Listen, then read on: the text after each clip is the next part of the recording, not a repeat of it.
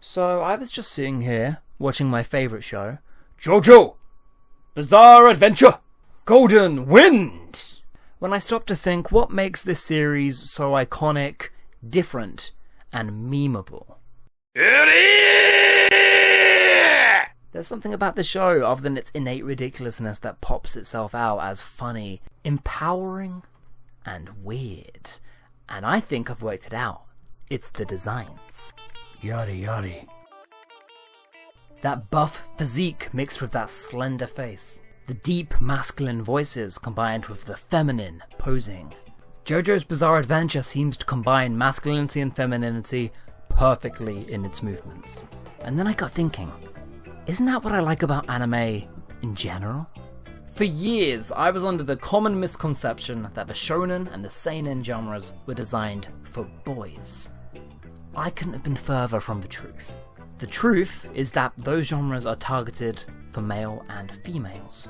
It's the most lucrative age range for a target market, so like everything from Disney to Harry Potter to fantasy, it would be ridiculous to narrow the medium unnecessarily.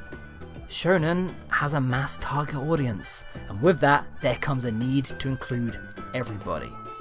Japanese media may be a complicated culture to make broad, sweeping statements about from the outside looking in, but anime actually gets no recognition for the utopian and sometimes oddly progressive depiction of gender. And it's in the movement. I'm not talking about actual sexuality. Is this character gay? Is this character metrosexual? As previously established, anime characters and their designs are avatars. They have no clear set ethnicity, race, creed, religion, or sexuality. Do gay people exist in Naruto? What is the default skin colour in, say, Soul Eater?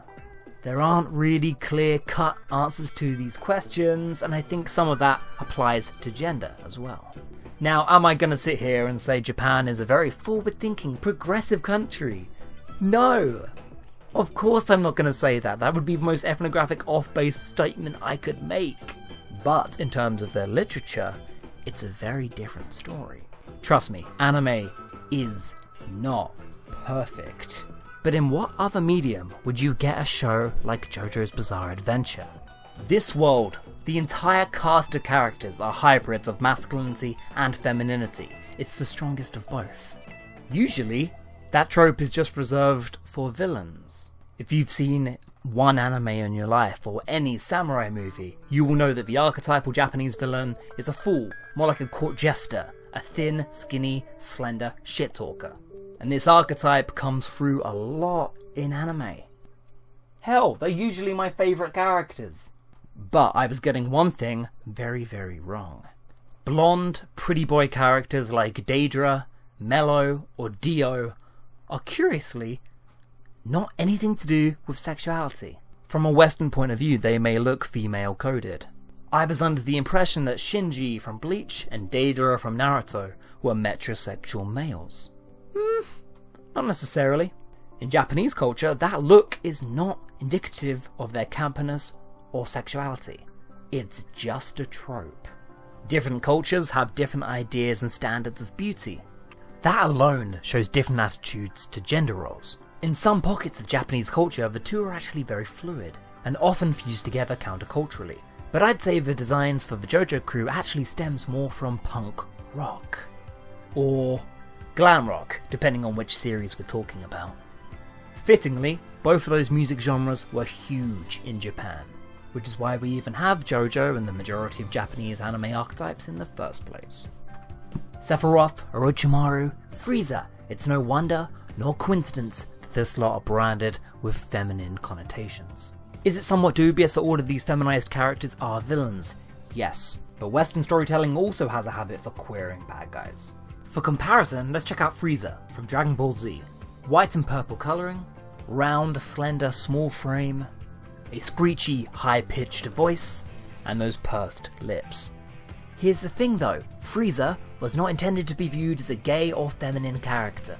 No, he was actually intended to be modelled after the uptown business types. The thin, weak city boys in town wearing suits. But wait. In the West, that's something we glorify. We love that look. That is an icon of power for us in the West.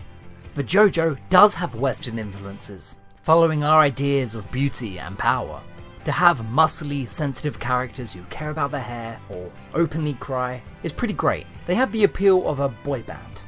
In fact, I recently learned that excessive masculinity, bodybuilding, is considered laughable and ever so slightly homoerotic.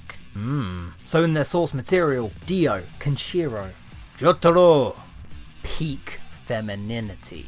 They're not masculine, they're not entirely feminine. They glorify the best of both. The power, the style, the grace, the authority. I love it. For Western fandom, seeing swift female mannerisms from a very uber masculine source is incredibly empowering. Through animation, JoJo is a rare piece of media that proves just how unnecessary gender coding is. And that's when I also realized Western ideals of masculinity, uber strength, are usually played for comedy.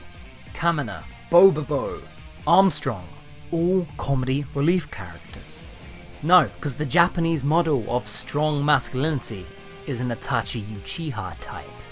And as we all know, those Uchiha are incredibly masculine. Sexuality in anime is not that simple. What inspired this video wasn't just JoJo, it was my love and connection to the Haikyuu series. Whether it's Yuri on Ice, Free, Swimming Boys, every sports anime does something really quite special. These shows are accessible to everybody. Haikyuu is not a girl show or a boy show.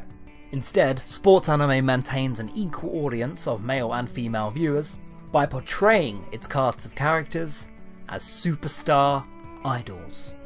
I love this. I love this point, and I love Haikyuu. Male-orientated fiction are usually stories revolving around contests of will. My will is greater than yours, etc, etc. Whilst typically, feminine media revolves around the interpersonal human relationships involved. Haikyuu does both. It is the perfect intentional balancing of those two things. Tricking edgelords into watching an idol show, and tricking fangirls into enjoying sports anime. Either way, everybody wins. It's a great show. But what really sticks out to me, as you can see right now, is the way they are moving. Look at that animation.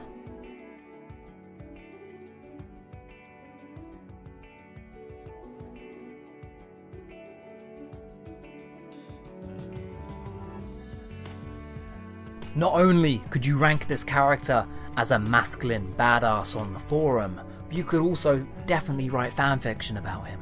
These characters move with power, with force, with authority. They're empowering, but graceful. On the status quo scale, volleyball is probably bang in the middle of the most masculine of sports. And it's just brilliant to see because you would not get that in any other medium than animation. The sports genre is the perfect haven, the perfect crossover for male and female fans. I love it. Watch this show and take note.